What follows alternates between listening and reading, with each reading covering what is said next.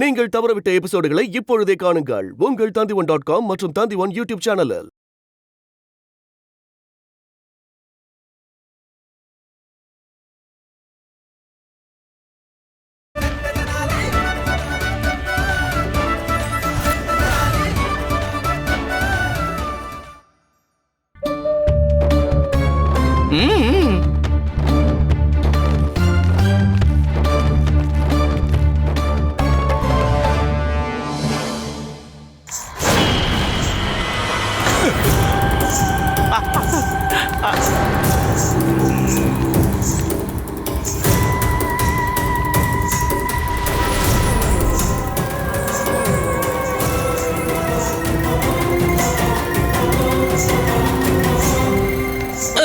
கடவுளே, நாம அந்த அரண்மனையில பார்த்த அதே பேய் இங்க வந்துகிட்டு இருக்க.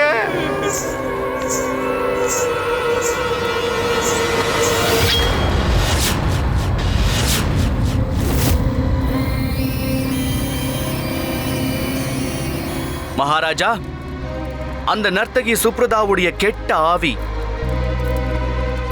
இதோ நிக்குது பாருங்க.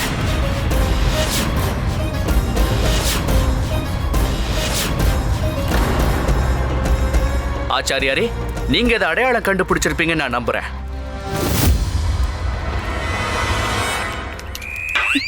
தூக்கிக்கங்க தூக்கிக்கங்க. ஐயோ, பழங்களே இல்ல, உங்களை நீங்களே தூக்கிக்கங்க. அரசவையில பெரிய பிரச்சனை நடக்குது. உங்க 3 பசங்களும் சேர்ந்து பெரிய பேய் நாடகம் நடத்தி ஊரையே ஏமாத்துறாங்களாம். மகாராஜா அவங்க எல்லாருக்கும் மரண தண்டனையை கொடுத்துட்டாரா? இனியும் உட்கார்ந்துட்டு இருக்கீங்க? அரசவைக்கு ஓடுங்க, இல்லன்னு வைங்க மரண தண்டனை. இல்ல இல்ல இல்ல இல்ல மகாராஜா, உங்களை விட்டுருங்க மகாராஜா.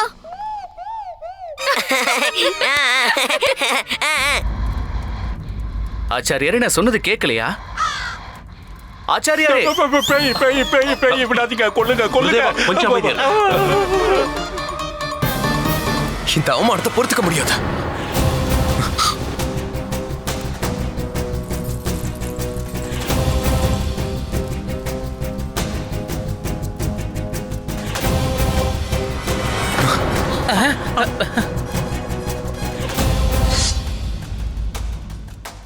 பண்டிதர் ராமகிருஷ்ணா, நீங்க சொல்றது எல்லாமே போய்.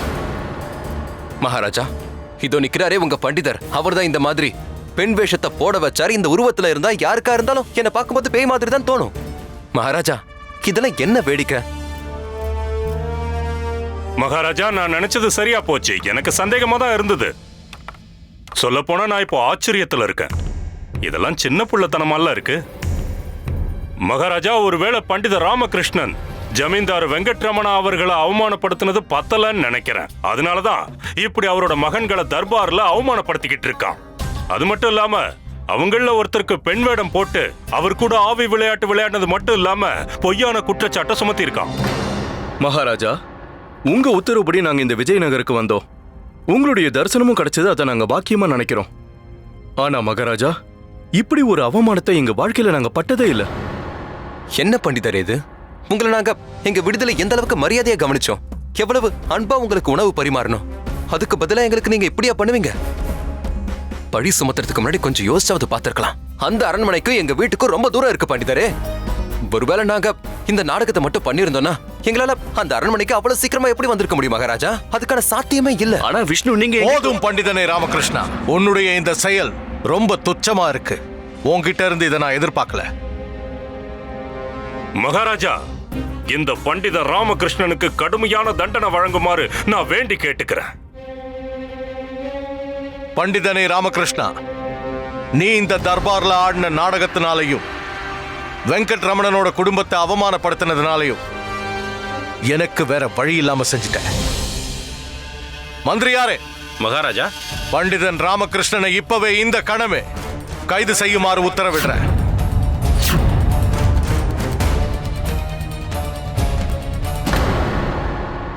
உத்தரவு மகாராஜா. வீரர்களே, பட்டது போதுமா? இன்னும் கொஞ்சம் வேணுமா?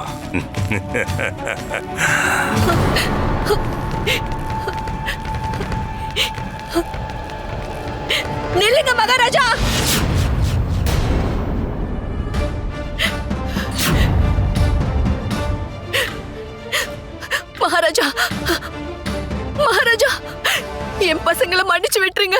நாங்க பெரிய தப்பு பண்ணிட்டோம். அந்த அரண்மனை இவங்க அப்பாவோட கடைசி ஆசையா இருந்தது. அதனால யாரோட கைக்கும் போக கூடாதுன்னு இவங்க நினைச்சாங்க. அதனாலதான் இந்த மாதிரி நாடகத்தை ஆட வேண்டிய கட்டாயத்துக்கு ஆளானாங்க மகாராஜா.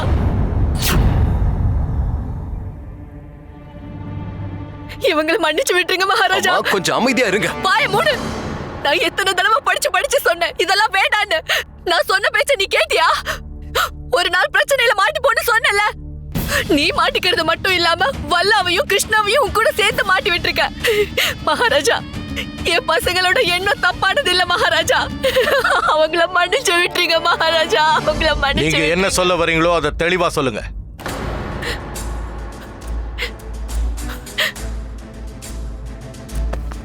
நான் உங்ககிட்ட தான் சொன்னேன்.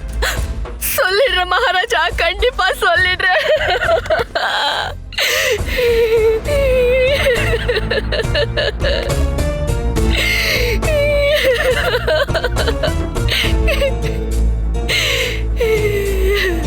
மகாராஜா, நாங்க பண்ண தப்பெல்லாம் ஒத்துக்கிறோம்.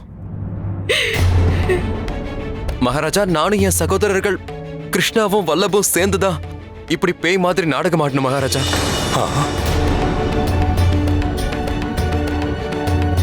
பண்டிதர் சொன்ன எல்லாமே உண்மைதான்.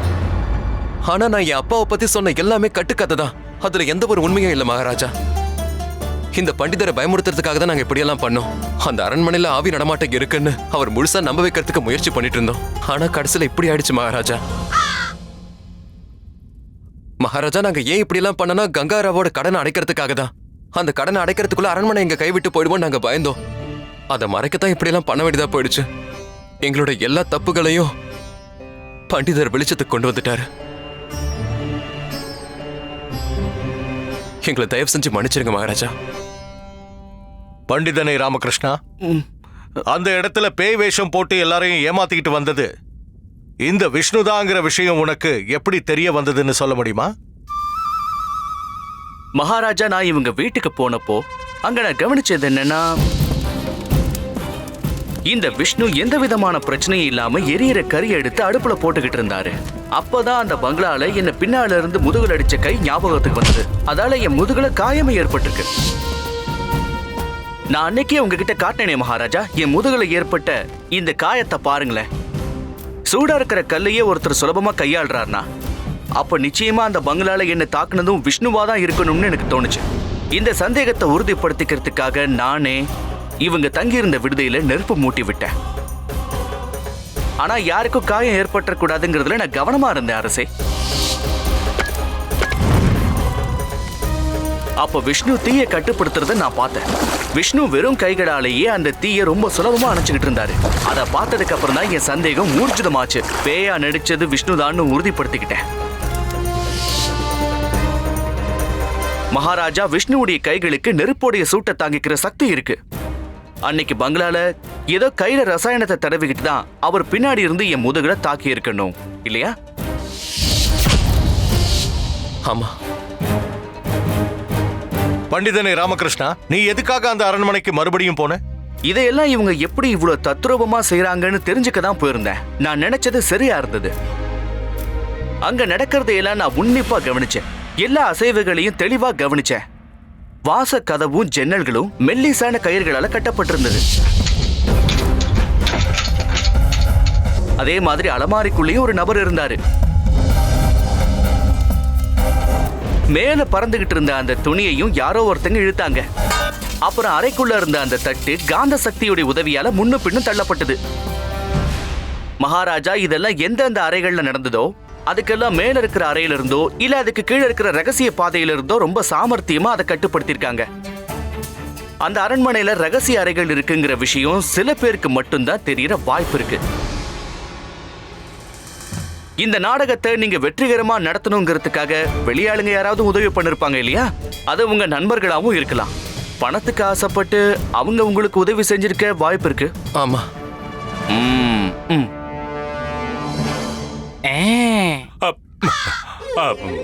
அதெல்லாம் இருக்கட்டும். அங்க ஒரு காக்கா இருந்தது. அது என்ன துரத்தி கொத்துச்சு. அது எப்படி? அந்த அரண்மனையில உயிரோட இருக்கிற ஒரே விஷயம் அந்த காக்கா மட்டும்தான். அது அந்த மாதிரி பறந்து வந்து தாக்குறதுக்கு பயிற்சி கொடுத்துருக்காங்க. ஆனா அங்க நான் எதிர்பார்க்காத ஒரே ஒரு விஷயம் என்னன்னா, விஷ்ணு எனக்கு முன்னாடியே அங்க அவ்வளவு சீக்கிரம் வருவார்னு நான் எதிர்பார்க்கல. அவ்வளவு விரைவா வந்திருந்தாரு. எல்லாருக்கும் முன்னாடி அங்க போகணும்னு யாருக்கும் தெரியாம நான் தான் சீக்கிரமா அங்க போனேன். விஷ்ணு திரும்பவும் அந்த பேய் ரூபத்துல என் முன்னாடி வந்து நின்னாரு. அப்பதான் நான் பெரிய ஆபத்துல இருக்கிறதா உணர்ந்தேன்.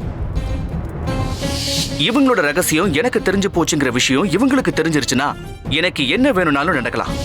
நான் தனியா வேற இருந்ததுனால அந்த பேய பார்த்ததும் மயங்கி விழுந்த மாதிரி சின்னதா ஒரு நாடகம் போட்டேன். ஆனா இப்போ கேள்வி என்னன்னா, நம்ம விஷ்ணு அவ்வளவு சீக்கிரமா அந்த அரண்மனைக்கு எப்படி வந்து சேர்ந்தாரு?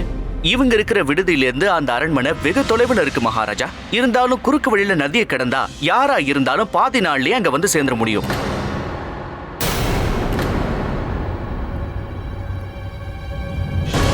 இந்த இடத்துல உங்களுக்கு காயம் ஏற்பட்டிருக்கே, நீங்க ஆத்த கடக்கும் போது முதலைகள் கடிச்சதுனால ஏற்பட்ட காயம் தானே?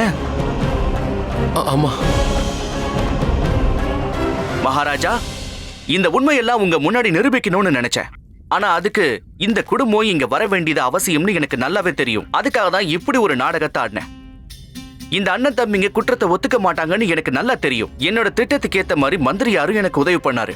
அவங்க வாயாலேயே உண்மையை வர வைக்கணும்னு நினைச்சோம். பிரமாதம், ரொம்ப பிரமாதம். பண்டிதர் ராமகிருஷ்ணா, நீ அந்த அரண்மனையோட ரகசியத்தை உடைச்சு அதுல பேய் இல்லைங்கிற உண்மையை நிரூபிச்சுட்ட. ரொம்ப பிரமாதம். ஆனா மகாராஜா, ஒருவேளை நான் அந்த அரண்மனையில மாட்டிக்காம இருந்திருந்தா நானும் பண்டிதர் ராமகிருஷ்ணா செஞ்சதை தான் செஞ்சிருப்பேன் மகாராஜா. நிச்சயமா. இவன் பண்ண காரியத்துக்கு கண்டிப்பா இவனுக்கு என்ன குருதேவா, பரிசு கொடுத்தே ஆகணும் மகாராஜா. இதுக்கு நான் கொடுத்து வச்சிருக்கணும் ஆச்சாரியாரே. இது என்னோட பாக்கியம். நீங்க என்ன பாராட்டி இருக்கீங்களே. பரவாயில்ல, இருக்கட்டும் இருக்கட்டும். நீ அதுக்கு தகுதியானவன் தான் ராமகிருஷ்ணா. நீ இப்ப பண்ணிருக்கிற இந்த காரியம் உண்மையிலேயே பாராட்டுக்குரிய ஒண்ணுதான். ஆனா மகாராஜா, அதுக்கு முன்னாடி நாம ஒரு காரியம் பண்ணியே ஆகணும். உண்மையான குற்றவாளிகளை நாம தண்டிச்சே ஆகணும். வேண்டாம் மகாராஜா, என் பசங்க தெரியாம தப்பு பண்ணிட்டாங்க. ஆனா அவங்க மனசார யாருக்குமே கெடுதல் நினைக்கவே இல்ல மகாராஜா. என் கணவர் ஒரு தான குணம் படைச்சவர்ன்றதுனால அவர் சம்பாரிச்ச பணத்தை எல்லாம் ஏழை மக்களுக்கு தானமா கொடுத்துட்டாரு. அதனால எங்க கிட்ட ஒண்ணுமே இல்ல மகாராஜா. எங்களுக்குன்னு இருந்தது அந்த ஒரு அரண்மனை மட்டும்தான். அது கூட எங்களுக்கு சொந்தம் இல்லாம ஆயிடுச்சு. எனக்கு உறுதுணையா இருக்கிறது என் பசங்க மட்டும்தான். அவங்கள மன்னிச்சு விட்டுடுங்க மகாராஜா. விஷ்ணு, வல்லப், அப்புறம் கிருஷ்ணா, நீங்க 3 பேரும் சேர்ந்து உங்க தந்தையான வெங்கட் ரமணனை ரொம்ப அவமானப்படுத்திருக்கீங்க. நினைக்கும் போதே ரொம்ப வருத்தமா இருக்கு. இதை நான் கொஞ்சம் கூட எதிர்பார்க்கவே இல்லை. மகாராஜா, இது வரைக்கும் நாங்க செஞ்ச எல்லாமே எங்க அப்பாவுக்காக தான் செஞ்சோம்.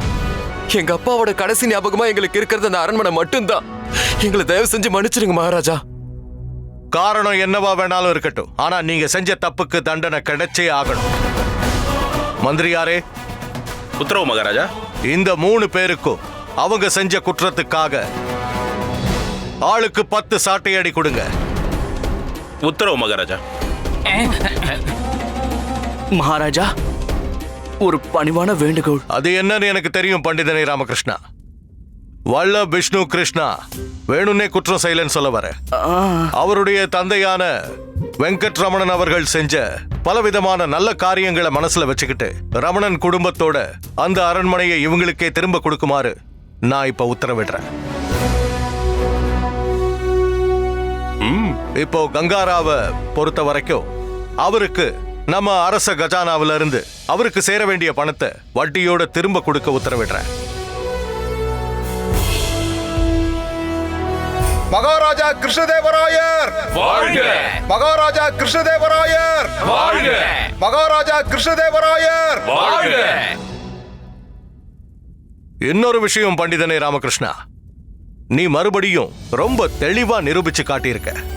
உன்னுடைய அறிவாற்றலை பயன்படுத்தி எந்த ஒரு பிரச்சனையையும் தீர்க்க முடியும்னு நிரூபிச்சிருக்க. எனக்கு ரொம்ப சந்தோஷமாவும் இருக்கு, ரொம்ப பெருமையாவும் இருக்கு. நீ உண்மையிலேயே நம்ம ராஜ்யத்துக்கு பெருமை சேர்த்திருக்க. இதுக்காக நான் உனக்கு ஒரு பரிசை வழங்க போறேன். மகாராஜா, ஒரு ஆவியை நேருக்கு நேரா சந்திச்சு எனக்கு நானே ஒரு பெரிய பரிசை கொடுத்துக்கிட்டேன். இந்த சம்பவத்துக்கு அப்புறம் பேய்களை நினைச்சு எனக்கு இருந்த பயம் ஒரேடியா என்னை விட்டு போயிடுச்சு. நீங்க உண்மையிலே ஒரு மகான் தான். இருக்கட்டுங்க. பயமுறுத்திட்டாரு அரசே.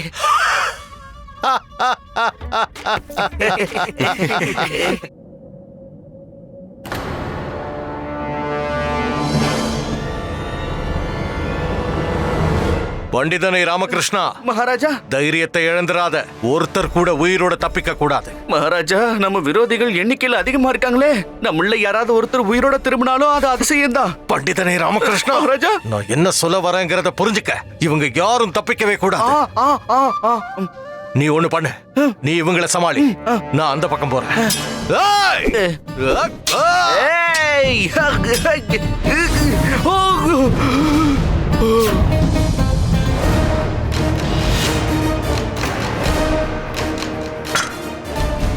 ஹரஹர மகாதேவா,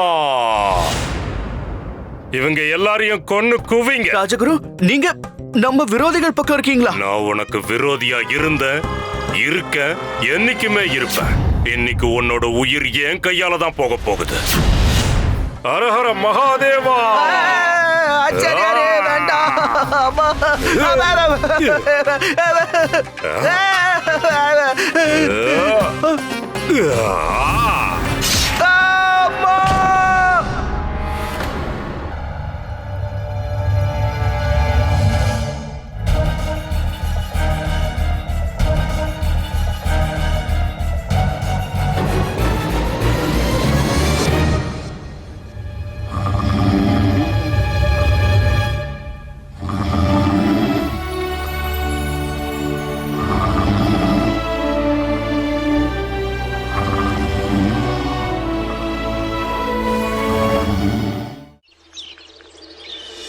இன்னைக்கு நவராத்திரியோட முதல் திருநாள்.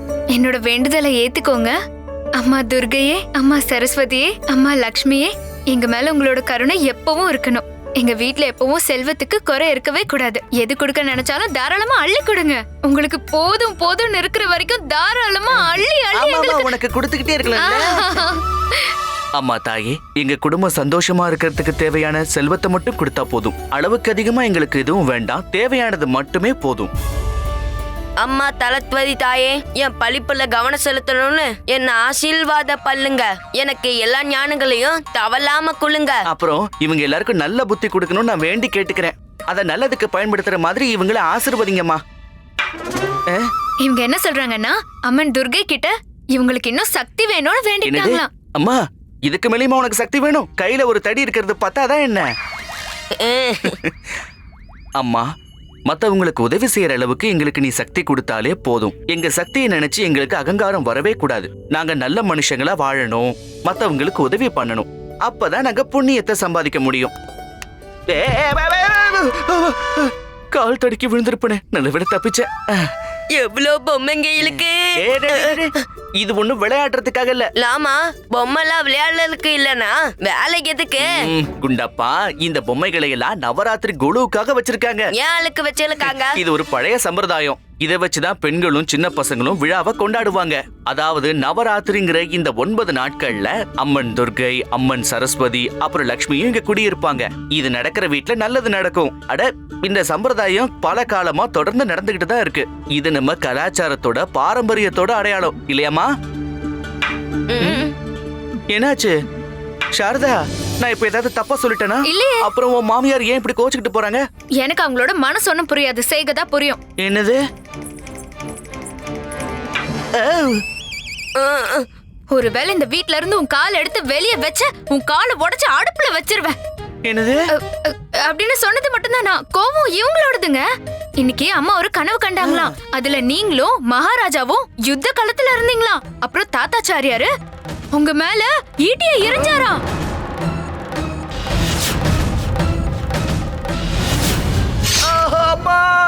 அப்புறம் என்னாச்சு?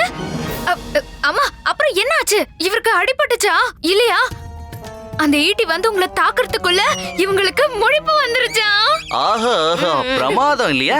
அம்மா, அந்த ஆண்டவன் உனக்கு பூரண ஆயுசு கொடுப்பாமா? நீதானே எனக்கு பாதுகாப்பு. நீ இருக்கிறதால நானும் 100 ஆயுசு வரைக்கும் இருக்க போறேன். அப்படிதானே?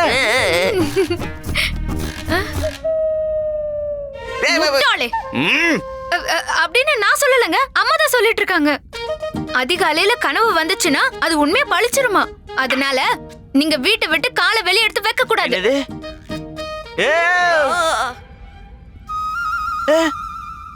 ஐயே, என்னம்மா பண்ணிக்கிட்டு இருக்க? திருஷ்டி போட்டு தானே வைக்கிறாங்க, உங்களுக்கு ஒண்ணும் ஆகாதுங்க. திருஷ்டி போட்டு வைக்கிறியா இல்ல கரும்புள்ளி செம்புள்ளி குத்துறியாமா? நான் வீட்டை விட்டே வெளியில போலங்கிறப்போ வெளியில இருக்கிறவங்க திருஷ்டிய மேல எப்படி விழும்? ஒரு வார்த்தை கூட பேசக்கூடாது, இங்கே உட்காந்து பூஜை பண்ணுங்க.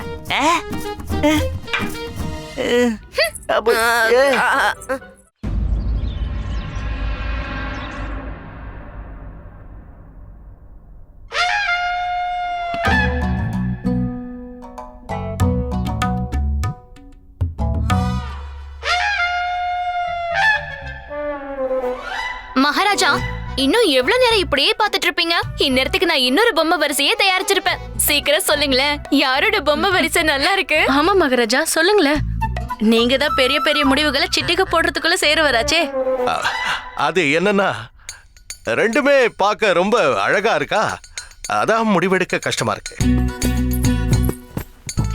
மகாராஜா, இந்த ரெண்டு பொம்மைகளையும் நானே என் கையால பண்ணது. இது ரெண்டும் யாருன்னு சொல்லுங்க பாப்போம். இதுவா? இதுல என்ன சந்தேகம், இதுங்க பொம்மை தானே? அது சரிதான், ஆனா ரெண்டும் யாருன்னு கேட்டேன். அது ஒரு பொருள் யாருக்கு சொந்தமானதோ அந்த பொருள் அவங்களோட தான் இருக்கணும். இது உன்னோட தான். அது இல்ல மகாராஜா, இந்த பொம்மைங்க யாரோட உருவத்துல இருக்குன்னு தெரிஞ்சுக்கணும்னு திருமலாம்பா ரொம்ப ஆசைப்படுறா. உருவமா? அந்த உருவம் வந்து இது ராட்சசன், அப்புறம் இது சோனியக்காரி. மகாராஜா, நான் எவ்வளவு அன்பா நம்ம ரெண்டு பேரோட உருவத்தையும் கஷ்டப்பட்டு தயாரிச்சேன். இது இது என்னோட ரூபமா? அற்புதம், எவ்வளவு அழகா இருக்கு என்னோட உருவம். நான் சும்மா விளையாட்டுக்கு சொல்லிட்டு இருந்தேன். இத பாரு, நானு எவ்வளவு அழகா இருக்கேன் பாரு. எவ்வளவு அழகா. அப்புறம் நானு? நீ வந்து சாக்ஷாத் அந்த தேவி மாதிரியே இருக்க. எங்க அம்மா அடிக்கடி என்கிட்ட சொல்லுவாங்க, கலைநயமிக்க பொருட்களை தயாரிக்கிறதுல என்ன மிஞ்ச யாருமே இல்லன்னு. அப்படியா சொன்னாங்க? அப்ப சரியாதான் இருக்கும். மகாராஜா, இன்னைக்கு நவராத்திரியோட முதல் நாள். உங்களோட வீரமும் உங்களோட புகழும் நாடு முழுக்க பரவ நீங்க தீர்க்காயுசா இருக்க 9 நாட்களும் நான் உங்களுக்காக விரதம் இருக்க போறேன். மகாராணி சின்னாதேவி, நீ என் மேல எவ்வளவு அன்பு வச்சிருக்க. உன்னுடைய அன்புக்கும் பாசத்துக்கும் ஈடு இணையே இல்ல. உன்னை மனைவியா அடைஞ்சதுக்கு நான் கொடுத்து வச்சிருக்கணும். உங்களுக்காக உயிர் தியாகம் பண்றதும் என்ன பொறுத்த வரைக்கும் அது என்னோட பாக்கியம் மகாராஜா. எனக்கும் இந்த பாக்கியம் கிடைச்சாகணும். நானும் உங்க மேல ரொம்ப அன்பு வச்சிருக்கேன். நானும் உங்களுக்காக விரதம் இருக்க போறேன். என்ன? நீ விரதம் இருக்க போறியா? அது இல்ல, அதாவது நீ என் மேல நிறைய அன்பு வச்சிருக்கேன்னு எனக்கு தெரியும். ஆனா அத இப்படி எல்லாம் நிரூபிக்க வேண்டிய அவசியமே இல்ல. நீ எந்த விரதமும். அவளை ஏன் தடுக்கிறீங்க? அவ விரதம் இருக்கட்டும். வெறும் 9 நாள் மட்டும் தானே, கண்ணு மூடி திறக்கிறதுக்குள்ள போயிடும். 9 நாட்களுக்கா? ஆமா, 9 நாள். அதனால இல்ல, நீ கண்டிப்பா விரதம் இருக்கணும். ஒண்ணு மட்டும் ஞாபகம் வச்சுக்கோ, அரண்மனையோட மொட்டை மாடிக்கு மட்டும் போயிடாத. ஏன்? என்னோட அத்தை போயிருந்தாங்க. விரதம் இருந்ததுனால தலை சுத்திடுச்சு. மொட்டை மாடியில இருந்து கீழே விழுந்து நேரா போய் சேர்ந்துட்டாங்க. அவ கீழே விழுந்து எப்படி மேல போனாங்க? அவங்க மேல்லோகத்துக்கு போய் சேர்ந்துட்டாங்கன்னு சொன்னேன். உண்மையாவா சொல்றீங்க? அதுக்காக தான் சொல்றேன், இந்த விரதம் எல்லாம் இல்ல இல்ல இல்ல, நீ விரதம் இருந்தே ஆகணும். அப்புறம் நீங்க ஒரே படுக்கையில படுக்க கூடாது. ஒரு நாளைக்கு ஒரு தடவை மாத்திக்கிட்டே இருக்கணும். ஏன்? ஒரே படுக்கையில படுத்தீங்கன்னா உங்களோட இடுப்பு பிடிச்சுக்கோ இல்லையா? அப்புறம் நீங்க தரையில தான் படுக்கணும். தரையில படுக்கணுமா? 9 நாளைக்கு. ஒரு நாளைக்கு ஒரே ஒரு பழம் மட்டும் தான் சாப்பிடணும். ஒரு பழம்? ஒரு பழம். அப்புறம் தண்ணி நீங்க மூக்கு பிடிக்க எவ்வளவு வேணாலும் குடிச்சுக்கலாம். மகாராணி திருமலாம்பா, நீ விரதம் இருக்க போறல்ல? பதில் சொல்லு. சொல்லு, நீ விரதம் இருக்க போறல்ல? பதில் சொல்லு. முடியாது. நான் ஏன் விரதம் இருக்கணும்? நான் மட்டும் இல்ல, என்னோட நிழல் கூட இந்த விரதத்தை இருக்காது. எங்க பரம்பரையிலேயே இது வரைக்கும் யாரும் விரதம் இருந்ததே இல்ல. அப்ப வேண்டுதல் என்ன ஆகுறது சுவாமி? நான் எதுவும் வேண்டிக்கவே இல்லையே. ஆனா நான் வேண்டிக்கிட்டு இருக்கேனே சுவாமி. அப்ப நீயே அந்த விரதத்தையும் இருந்துற. எப்ப பார்த்தாலும் என்ன ஏதாவது ஒரு பிரச்சனையில மாட்டி விடுறதே உனக்கு வழக்கமா போயிடுச்சு. உங்க நகைச்சுவைக்கு ஒரு அளவே இல்ல சுவாமி. வெறும் வேண்டுதல் தான்.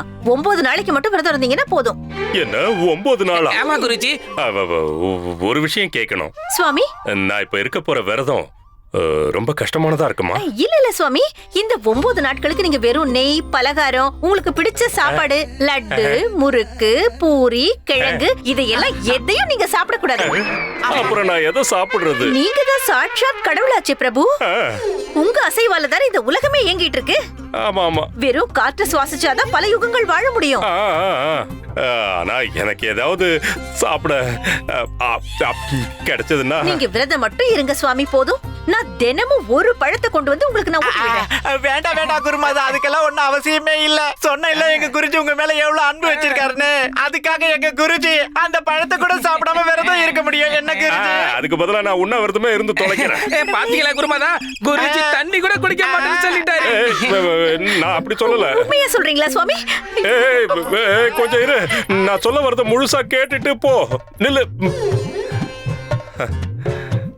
இங்க வாயே. வாங்கிட்டல, அமைதியா வந்துரு. ஒண்ணும் இல்ல, எல்லாம் சரியிடும். என் கதை முடிஞ்சது. எடுத்துக்கங்க. என்னத்தை எடுக்கணும்? வேற என்ன, சத்தியத்தை எடுத்துக்கங்க. இல்லனா அம்மா இந்த இடத்தை விட்டு சத்தியமா நகரவே மாட்டாங்களாம். அம்மா, நான் உனக்கு சத்தியம் பண்ணி கொடுக்கறேன்.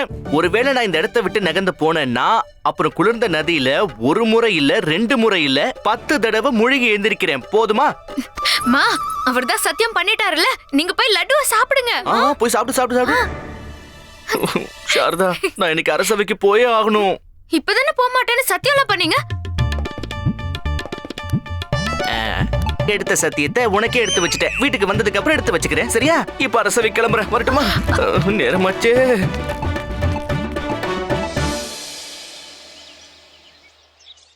டே கனிமணி, என் வயித்துல எலியும் பூனையும் சண்டை போடுதுடா. அதை எடுத்து வெளியில விட்டுருங்களேன். அடே முட்டாளுங்களா, நான் ரொம்ப பசிக்குதுன்னு சொன்னான்டா. பாவம் நீங்க. மயக்கம் வரா மாதிரி இருக்குடா, ஏதாவது சாப்பிட கொடுங்களேன். இதோட என் கதை முடிஞ்சிரும் போல இருக்கு. ஏதாவது சாப்பிட்டே ஆகணும்.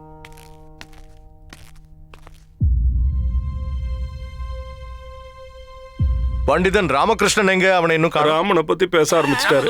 எப்படி வருவான் மகாராஜா, எப்படி வருவான்? பண்டிதன் ராமகிருஷ்ணா அவனோட கடமைகளை பத்தி சுத்தமா மறந்துட்டான். அவன் மனம் போன போக்குல போய்கிட்டு இருக்கான். பார்த்தல, மயக்க வர நிலையில கூட நம்ம குருஜி அந்த பண்டிதரை போட்டு கொடுக்கறதுக்கு மறக்கவே மாட்டாரு. சரியா சொன்ன. மகாராஜா வாழ்க. அடடே, வா வா வா வா, உனக்காக தான் எல்லாரும் காத்துக்கிட்டு இருக்கோம். நீ தாமதமா வந்ததுக்கான ஏதாவது ஒரு முட்டாள்தனமான காரணம் இருக்குமே, அதை சொல்லு. மன்னிக்கணும் மகாராஜா, வர கொஞ்சம் தாமதம் ஆயிடுச்சு. அதுக்கு காரணம் என்னன்னு சொல்லுங்க. எங்க குருஜி அதுக்கு என்ன பண்ணணும்னு சொல்லுவாரு. என்ன நடந்துச்சுன்னு சொல்லுங்க குருஜி கிட்ட. என்ன நடந்துச்சுன்னா, இன்னைக்கு நவராத்திரியோட முதல் நாள் இல்லையா, அதனால அம்மனுக்கு படைக்க சுவையான உணவு பண்டங்களை செஞ்சுக்கிட்டு இருந்தோம். அது கொஞ்சம் தாமதம் ஆயிடுச்சு. நைவேத்தியமா? ஆமா ஆச்சாரியரே, லட்டு, அதிரசம், பாயாசம், மெதுவடை, பிரசாதத்தை சாப்பிட்டு தான் வந்தியா? இல்லையா பின்ன, அம்மனுக்கு படைச்சதுக்கு அப்புறம் அதை சாப்பிடாம வீட்டுக்கு வெளியில வரக்கூடாது இல்லையா? மிச்ச சுச்சம் வைக்காம சாப்பிட்டு முடிக்கிறதுக்கு தான் கொஞ்சம் தாமதம் ஆயிடுச்சு.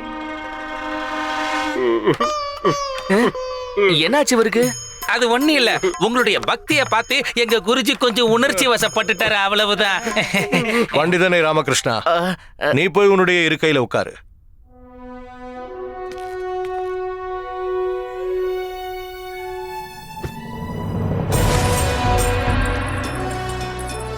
ராஜகுமாரன் அச்சுதன்,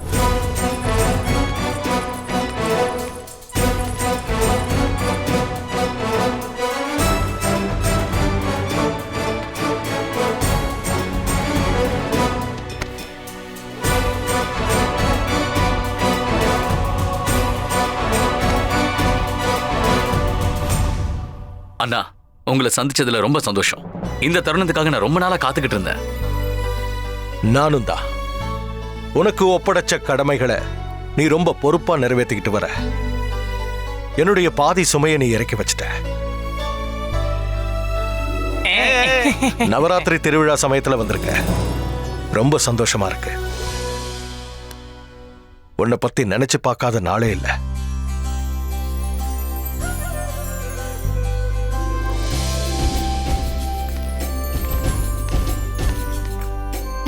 வணக்கம். உங்களை அன்போட வரவேற்கிறோம். உங்களுக்காக நான் சில பரிசுகளை கொண்டு வந்திருக்கேன். தயவு செஞ்சு இதை ஏத்துக்கோங்க. ரொம்ப ரொம்ப நன்றி. சந்தோஷம். உங்களோட ஆசனத்துல உட்காருங்க. மிக்க நன்றி. ராஜகுமாரா, பரிசுகள் அந்நியார்களுக்கு மட்டும்தானா? அப்படியெல்லாம் எதுவும் இல்லை அண்ணா. நான் உங்களுக்காகவும் கொண்டு வந்து என்ன கொண்டு வந்திருக்க?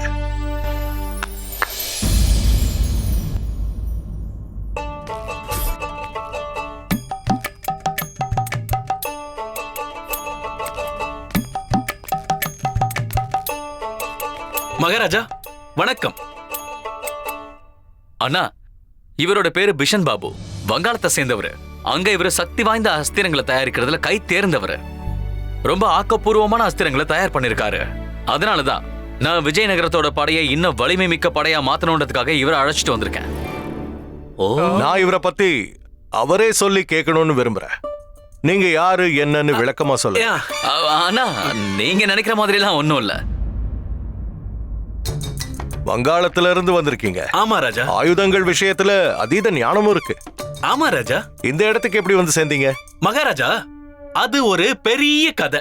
ஆனா நான் ரொம்ப சின்னவன், என் கிராமமும் ரொம்ப சின்னது. ஆனா மகாராஜா, அது உங்களுக்கு இல்ல. அதாவது அந்த குடும்பம் உங்களுக்கு இல்லைன்னு சொன்னேன். அதாவது நான் பிறந்தது வங்காள குடும்பத்துல ராஜா. குஷியோ குஷி. மகாராஜா, குஷிக்கு அர்த்தம் எங்க கிராமத்துல சந்தோஷமா, ரொம்ப சந்தோஷமா இருக்கிறது. மகாராஜா, எனக்கு சின்ன வயசுல இருந்தே திறந்த வெளியில விளையாடுறதுன்னா ரொம்ப பிடிக்கும். அதாவது ஒரு கல்லை எடுத்து நான் 2 மாங்க அடிப்பேன். எத்தனையோ பானைகளை நான் உடைச்சிருக்கேன். அப்பதான் மகாராஜா எனக்கு புரிய வந்தது, இந்த அஸ்திரங்களை செய்யற தொழில்ல நான் ரொம்ப சிறந்தவனா வருவேன்னு. மகாராஜா, என்கிட்ட அப்ப பணம் இல்லாம போச்சு.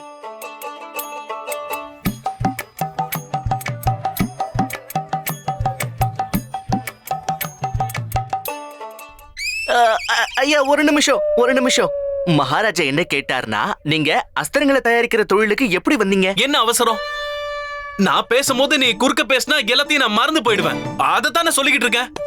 மகாராஜா, அஸ்திரம் தயாரிக்கிற தொழில்ல நான் எப்படி கால் வச்சேன்னா, இந்த ஆயுதம் தயாரிக்கிற தொழில்ல இது வரைக்கும் என்னோட குடும்பம் சம்பந்தப்பட்டதே இல்ல. எங்க குடும்ப தொழில் துணி வியாபாரம் பண்றது மட்டும்தான். வங்காளத்துல எங்க சித்தப்பாக்கு ஒரு பெரிய பெரிய துணிக்கடை இருந்தது. குஷியா இருந்தது. இருந்தாலும் போன வருஷம் எங்க சித்தப்பாவுக்கு ஆயிடுச்சு. அதாவது சொர்க்கத்துக்கு போயிட்டாருன்னு சொன்னேன். இல்லங்க, அதுக்கு சாத்தியமே இல்ல. பண்டிதரே, எப்படி சாத்தியம் இல்லைன்னு சொல்ல வரீங்க? கீதையில பகவான் ஸ்ரீகிருஷ்ணர் என்ன சொல்லியிருக்காரு? ஆத்மா அழியாதது, உடல் ஒரு காற்றுப்பை. அதுக்கு என்ன அர்த்தம்? யாரெல்லாம் பிறக்குறாங்களோ அவங்க எல்லாம் இறந்துதான் ஆகணும். அதே மாதிரி எங்க சித்தப்பா பிறந்தாரு, அப்புறம் இறந்தாரு. இதுதான் விதி. இல்லங்கய்யா, நான் சொல்ல வரத நீங்க சரியா புரிஞ்சுக்கலன்னு நினைக்கிறேன். நீங்க எங்க விருந்தாளின்னு சொல்ல வந்திருக்கேன், அவ்வளவுதான். அப்புறம் எதுக்கு சாத்தியம் அசாத்தியம்னு சொன்னீங்க மகாராஜா? ஐயோ பொறுங்க, நான் சொல்ல வந்தது அந்த அர்த்தத்துல இல்ல. வந்ததுல இருந்து நீங்க நின்னுகிட்டே பேசுறீங்களே, அதுக்குதான் சாத்தியம் இல்லங்கிற. நீங்க எங்க விருந்தாளி, போய் உங்க ஆசனத்துல உட்காருங்க. சரிதானே மகாராஜா? அதுவும் சரிதான் மகாராஜா. ஆமா, நீங்க தயவு செஞ்சு உங்க இருக்கையில அமருங்க. அமர்றேன். ஐயோ, என்னாச்சு? என்னால இருக்கையில இருக்கமா உட்கார முடியாது. ஏன்? அது மகாராஜா, உங்க ஆசனத்துல ஒண்ணும் கோளாறு கிடையாது. அண்ணா, அதுல உட்கார்றதுக்கு முன்னாடி வங்காளத்துல இருந்து நான் சாப்பிடறதுக்கு உங்க எல்லாருக்கும் ஒண்ணு கொண்டு வந்திருக்கேன். என்ன கொண்டு வந்திருக்கீங்க? ருசியான இனிப்பு பண்டம். மகாராஜா, நீங்க அனுமதி கொடுத்தீங்கன்னா அத பத்தி நான் கொஞ்சம் சொல்லுங்க.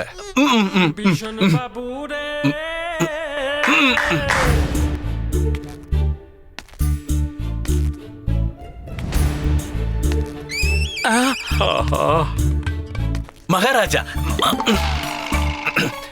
மகாராஜா,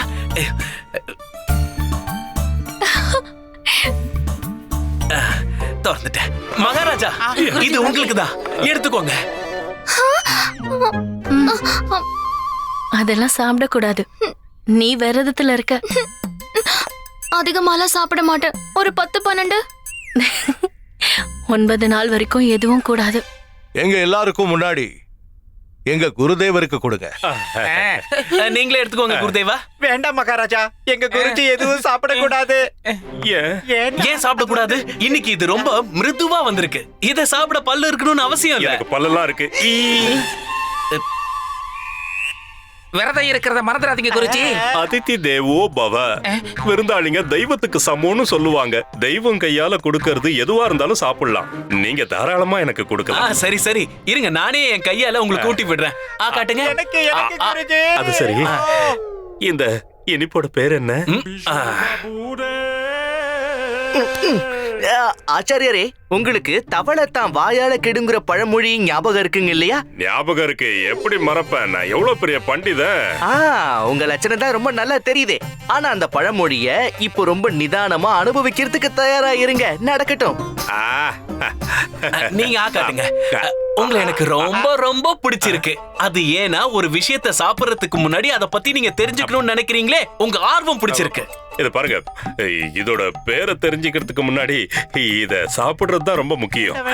நான் ஊட்டி விட தான் போறேன். ஆனா இத பத்தி நீங்க முன்னாடி தெரிஞ்சுக்கணும். இதோட பேரு என்னன்னா ரசகுல்லா. ஏதோ ஒண்ணு கொடுங்க. இந்த ரசகுல்லாவோட சிறப்பு அம்சம் என்னன்னா இதுக்குள்ள ரசம் இருக்கும். இதோ பாருங்க. இருங்க, குல்லாவை பத்தி நான் சொல்லணும்ல. அதனாலதான் இது ரொம்ப மிருதுவா இருக்கு. பாருங்க, கீழே போயிடுச்சு. அதுவும்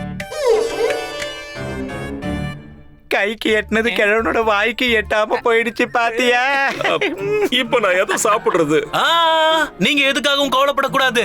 இந்த பானையில இருக்க ரசகுல்லா மொத்தமும் உங்களுக்கு தான். அப்புறம் உங்களுக்காகவும் தான் மகாராஜா.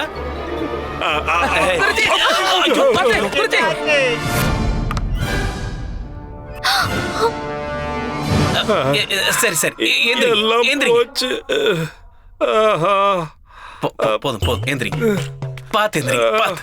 வயசாயிடுச்சு, பாத்து மெதுவா. எல்லாம் எப்படி கீழே விழும் நான் எதிர்பார்க்கவே இல்லை. இப்ப நான் எதை சாப்பிடுறது? நீங்க எதுக்காக இவ்வளவு கவலைப்படுறீங்க? ரசகுல்லா இன்னும் நிறைய இருக்கு. எங்க எங்க எங்க இருக்கு? வங்காளத்துல இருக்கு. அடுத்த வருஷம் கண்டிப்பா எடுத்துட்டு வரேன்.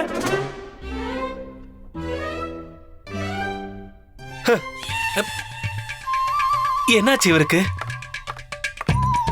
மகாராஜா, விஷன் பாபு. மகாராஜா, உங்களை எங்க ராஜ்யத்துக்கு வரவேற்கிறேன். நீங்க கொஞ்ச நாளைக்கு எங்க ராஜ்யத்திலேயே தங்கி ராம்லீலாவை பார்த்துட்டு போங்க.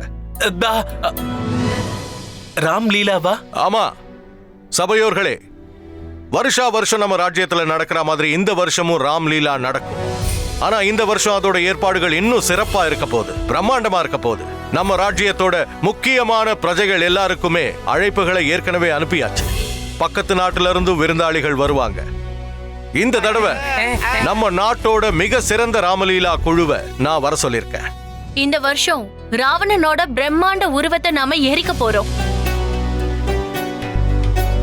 மகாராஜா, ஏன் சார்பா ஒரு வேண்டுகோள். இந்த வருஷம் நீங்க தான் ராவணனோட உருவத்தை எரிக்கணும். அப்படி செய்யறதால விஜயநகரத்தோட மகாராஜா தர்மத்துக்கு வழி போறவர்னு தெரிய வரும். உங்க மேல மக்களுக்கு இன்னும் அதிக நம்பிக்கை வரும். உன்னுடைய வேண்டுகோளை நான் ஏத்துக்கிறேன் மகாராணி.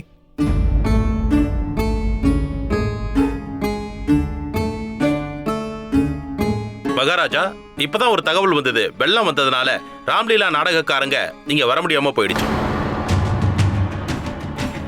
அதனால இந்த வருஷம் அவங்களால நாடகத்தை அரங்கேற்ற முடியாதுன்னு வருத்தம் தெரிவிச்சிருக்காங்க. இது ஒரு பெரிய பிரச்சனையாச்சே. ஆமா மகாராஜா. மகாராஜா, என்ன பண்டிதனே ராமகிருஷ்ணா, சொல்லு.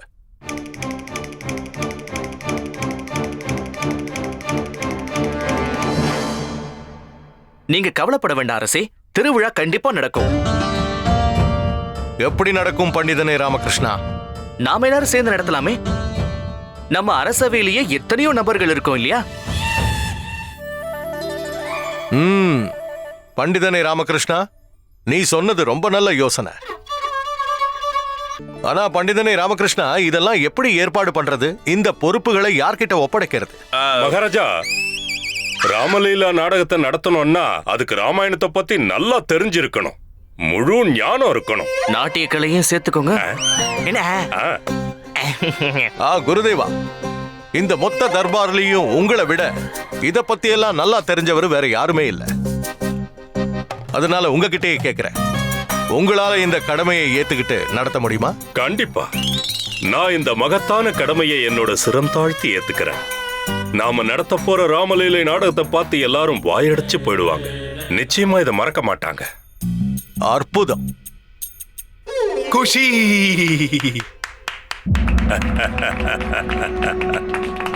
மகாராஜா கிருஷ்ணதேவராயர் வாழ்க! மகாராஜா கிருஷ்ணதேவராயர்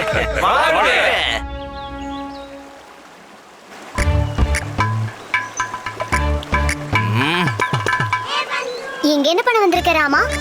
வீட்டுக்கு போற வழியை மறந்துட்டியா என்ன? இல்ல, சத்தியத்தை நிறைவேற்ற வந்திருக்கேன். வீட்டை விட்டு வெளியே போனா நதியில 10 தடவை முங்கி எந்திரிச்சிட்டு வரேன் அம்மா கிட்ட சொன்னல, அதுக்காக தான் வந்தேன். சரியான முடிவுதான். ஆனா தண்ணிக்குள்ள முழுகுறப்போ குடுமியை சேர்த்து முழுக வைக்காத. எனக்கு குளிர் தண்ணினா சுத்தமா ஒத்துக்காது. ஷூ, பேச்ச குறை.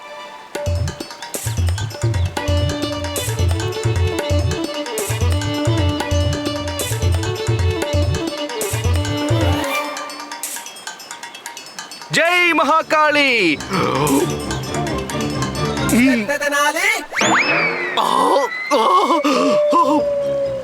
ஜெய் மகாகாளி.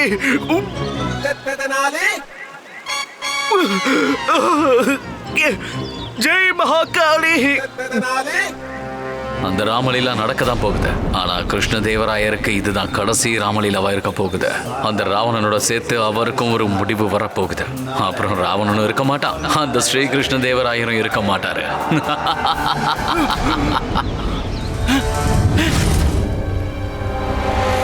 ஆனா கிருஷ்ணதேவராயருக்கு இதுதான் கடைசி ராமலீலாவா இருக்க போகுது. அப்புறம் ராவணனும் இருக்க மாட்டான், அந்த ஸ்ரீ கிருஷ்ணதேவராயரும் இருக்க மாட்டாரு.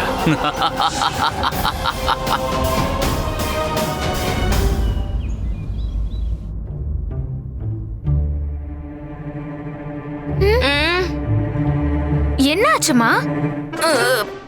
நீங்க 2 பேரும் ராமா கூட கூட்டு சேர்ந்துக்கிட்டு எனக்கு லட்டு மேல இருக்கிற ஆசையை வச்சு அவன் ஓடுறதுக்கு உதவியும் பண்ணிட்டு இப்போ ஒண்ணும் தெரியாத மாதிரி போலியா நடிக்கிறீங்களா? லாமா எங்க போலாம், எங்க போனாலும் வீட்டுக்கு தானே வரணும். சரி எடுத்துக்கங்க. அம்மா, அவரு வர நேரம் ஆயிடுச்சு. இந்நேரம் வந்திருப்பாருன்னு நினைக்கிறேன். தடி எடுத்துக்கங்க.